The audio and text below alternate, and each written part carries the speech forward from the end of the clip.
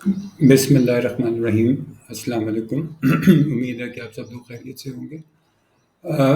आज का जो हम आपके साथ टॉपिक शेयर करने जा रहे हैं, ये टॉट सब्जेक्ट का है, विकेरियस लायबिलिटी। ये आज का क्वेश्चन जो है, हमेशा की तरह इसकी जो समरी है वो मैंने इस वीडियो के डिस्क्रिप्शन में दे दी है, ताकि आपको याद करने में और रिवाइज करने में आसानी रहे। हमारा ये वीडियो जो है, ये इस हवाले से होता है कि आपको कॉन्सेप्ट क्लियर हो जाए, और इसमें मटेरियल इतना दिया होता है कि जो आप एग्ज़ाम में अटेम्प्ट कर सकें ईज़िली। सवालात जो हैं वो मुख्तलिफ़ तरीके से एग्ज़ाम में पूछे जाते हैं। तो इस हवाले से मैंने 4 जो है आपके सामने इस वक़्त स्क्रीन पे जो आपको नज़र आ रहा है कि विकेरियस लायबिलिटी का जो सवाल है, ये 4 मुख्तलिफ़ तरीक़ों से आ सकता है। हो सकता है कि इसके अलावा भी कोई तरीके हों कि वो इसको रीफ्रेज़ कर दें या इसको रीराइट इस तरह कर दें। लेकिन जो अमूमन ज़्यादा फ्रीक्वेंटली जो चीज़ें आती हैं, वो मैं आपके साथ इसमें शेयर कर रहा हूँ। पहला जो क्वेश्चन है इसका, वो right a comprehensive note on vicarious liability, ये आ सकता है। या ये यही वाला सवाल ऐसे भी पूछा जा सकता है कि explain the concept of vicarious liability comprehensively, या फिर provide a detailed explanation of vicarious liability, या फिर elaborate on the principle of vicarious liability in tort law. तो ये 4 पॉसिबल तरीके हो सकते हैं। इसके अलावा भी इसको रिफ्रेश किया जा सकता है, लेकिन जो मोस्ट फ्रीक्वेंट हैं वो मैंने आपके साथ शेयर किए हैं। सबसे पहले जो है, आपके साथ मैं इसका इंट्रोडक्शन जो है हमेशा की तरह वो आपके साथ इसका शेयर कर लेता हूँ। इसमें जो आपने इंट्रोडक्शन देना है, उसमें ये चीज़ पहले एक्सप्लेन कर देनी है कि विकेरियस लायबिलिटी जो है उसका क्या मतलब होता है। इसमें आम तौर पे जो चीज़ इम्पॉर्टेंट है वो ये है कि जो कोई रॉन्ग कमिट करता है, यानी कोई भी ऐसी चीज़ जो कि अनलॉफुल कही जा सकती है, वो रॉन्ग डूअर जो है उसका ज़िम्मेदार जो है वो किसी और को ठहरा दिया जाए। ठीक है? तो इसका मतलब है कि हम इस चीज़ को विकेरियस लायबिलिटी कहते हैं। अब यहाँ पे कुछ सर्कमस्टांसेस होते हैं जिसमें किसी एक के किए काम के वजह से किसी दूसरे को ज़िम्मेदार ठहराया जाता है। तो इसको इनडायरेक्ट लायबिलिटी भी कहते हैं, विकेरियस लायबिलिटी भी कहते हैं। बहरहाल, जैसे एक मिसाल ये ली जा सकती है कि अगर किसी कंपनी का कोई मालिक था, तो वो बराह रास्त जो है वो इस हवाले से ज़िम्मेदार ठहराया जा सकता है, अगर उसका जो एम्प्लॉई है वो अपनी ड्यूटी परफॉर्म करते हुए, जो कि उसको उसके ओनर ने कही है, वो करते हुए अगर कोई चीज़ वो गलत करता है, तो उसका जो ज़िम्मेदार है वो उस एम्प्लॉयर को, यानी उस मालिक को ठहराया जाएगा। अब इसमें मैंने आपको बेसिक इसका जो कॉन्सेप्ट है वो दे दिए, और इसके अंदर जो मटेरियल आपने लिखना है वो आपके सामने इस वक्त स्क्रीन पे है। पहले हम ये इसका मीनिंग जो है वो, सेकंड इसकी हेडिंग है कि an action for which someone is legally responsible is called liability. तो जब किसी भी चीज़ का कोई भी ऐसा कानूनी तौर पे कभी ज़िम्मेदार ठहराया जाए, तो हम उसको लायबिलिटी कहते हैं। और जो इसके बाद आपने हेडिंग देनी है वो है डेफिनेशन ऑफ विकेरियस लायबिलिटी। इसमें जो आपने एक्सप्लेन करना है कि vicarious liability is a liability when someone is held responsible for the wrongs of another person, यानी किसी और के किए गए काम का जब किसी को जिम्मेदार ठहराया जाए, तो हम उसको विकेरियस लायबिलिटी कह सकते हैं।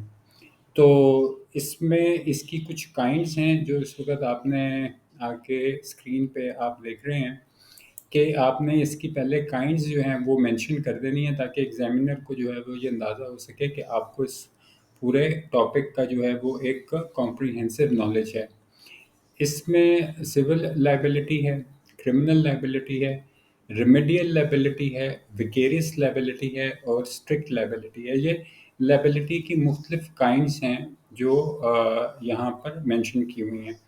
इस वक्त हम जो चीज़ डिस्कस कर रहे हैं वो विकेरियस लायबिलिटी है, और अभी इसके बाद जो हेडिंग है वो आपने जो देनी है इसमें, vicarious liability in civil law.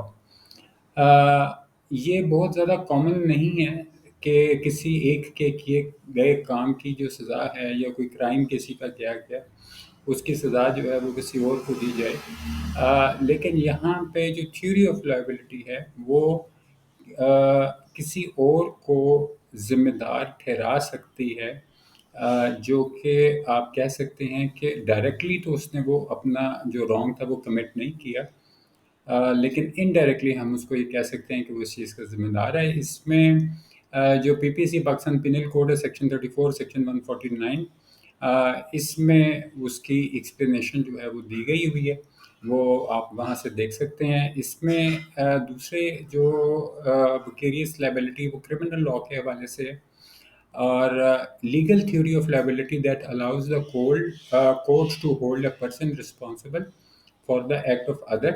Under this theory, a person can be held responsible for a criminal act if he helped out in some way to commit a crime. تو اس میں اگر کوئی کسی کی مدد کرتا ہے کسی جرم کے اندر، تو اس کو بھی ذمہ دار اس جرم کا ٹھہرایا جا سکتا ہے۔ تو یہ ویکیریس لائبلٹی ہے ان کرمنل لاء۔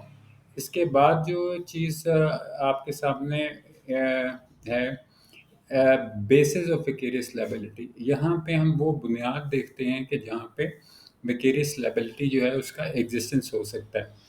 اب پہلی بات یہ ہے کہ اس کی بیسز میں کیا چیزیں موجود ہونی چاہیے، تو سب سے پہلے یہ ہے کہ there must be a wrong done for a vicarious liability, یہ اس کا پہلا بیسز ہے۔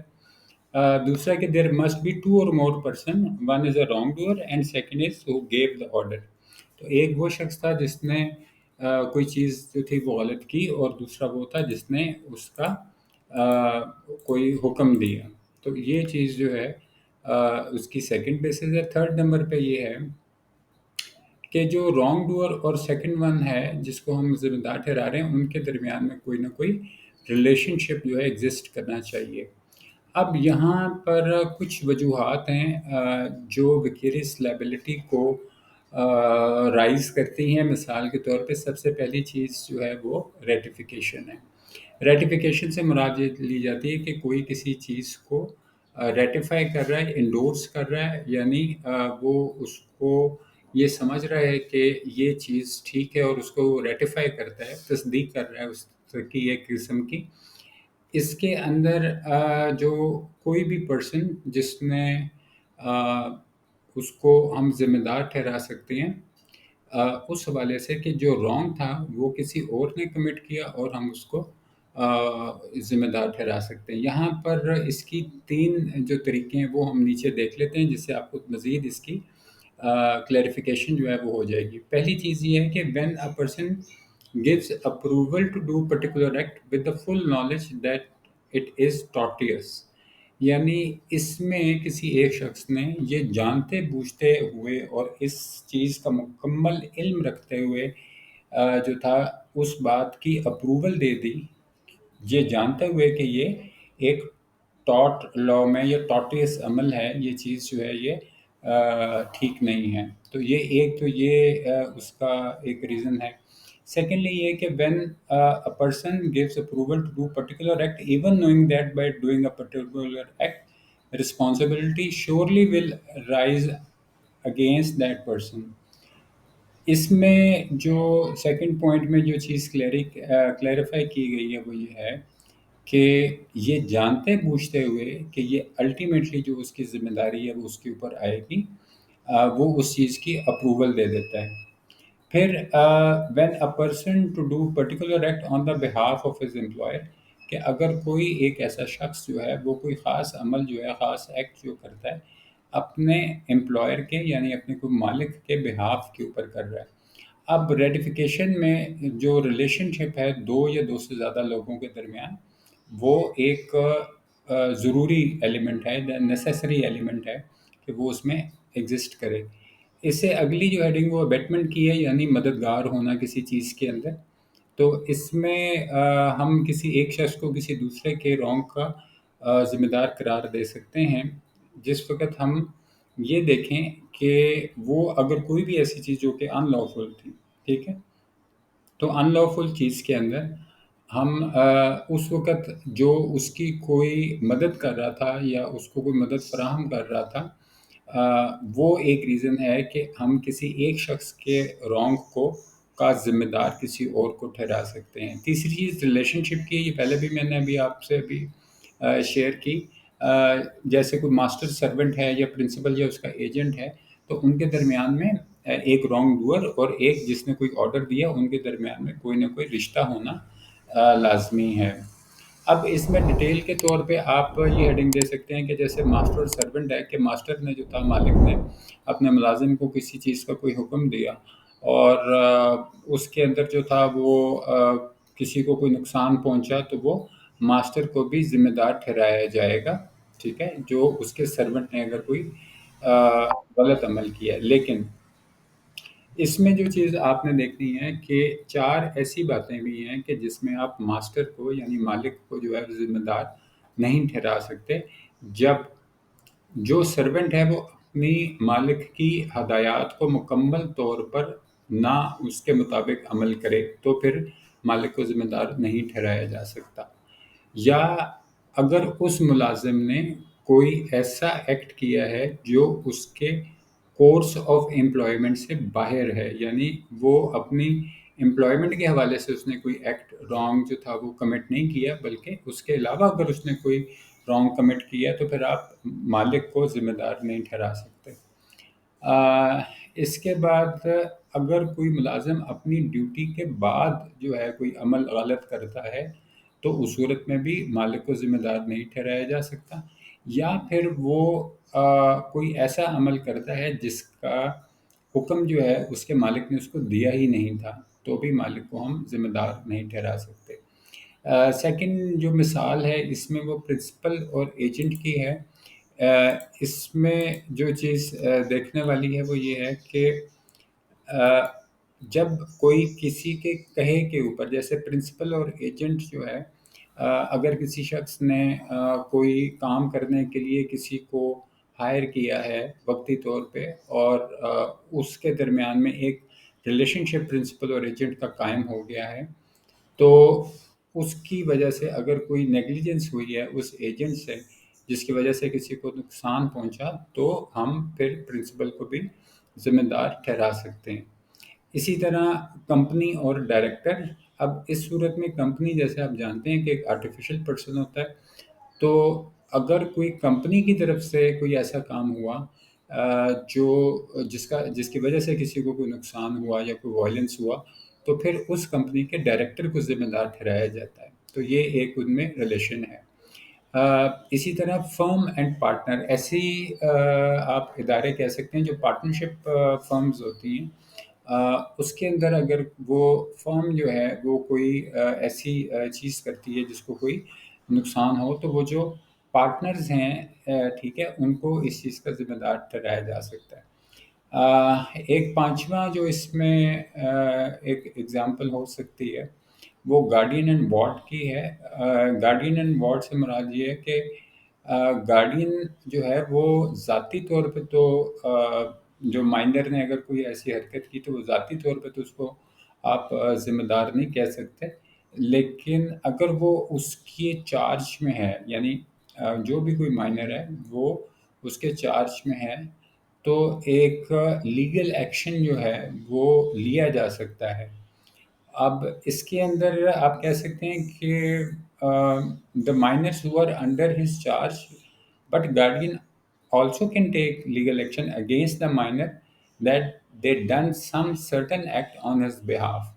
تو یہ اس کا ایک ایگزامپل جو ہے وہ گارڈین وارڈ کے حوالے سے ہے۔ لاسٹ میں جو چیز ہے وہ اس کا کنکلوژن ہے، جس کے اندر آپ نے اس کے مین پوائنٹس عام طور پہ ہائی لائٹ کرنے ہوتے ہیں کہ کسی ایک شخص کے کیے گئے غلط کام کا ذمہ دار جب کسی اور کو ٹھہرایا جائے تو ہم اس کو ویکیریس لائبلٹی کہتے ہیں۔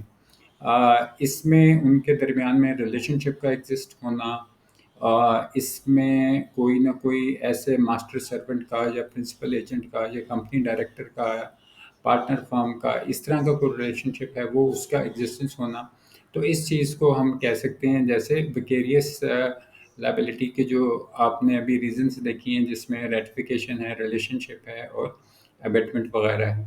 تو یہاں پر ہم آج اس کوشچن کا جو اختتام کرتے ہیں۔ امید ہے کہ اس ویڈیو سے آپ نے کچھ نیا سیکھا ہوگا۔ یہ مٹیریل اتنا ہی ہے کہ آپ اس کو ایگزام میں بآسانی 30 سے 35 منٹ میں اٹیمپٹ کر سکتے ہیں۔ اس ویڈیو کے بارے میں اپنی رائے کا اظہار کمنٹ باکس میں ضرور کیجیے گا۔ اپنے گرد و دماغ کا اور اپنے چینل کا بہت خیال رکھیے گا۔ Thank you very much. اللہ حافظ۔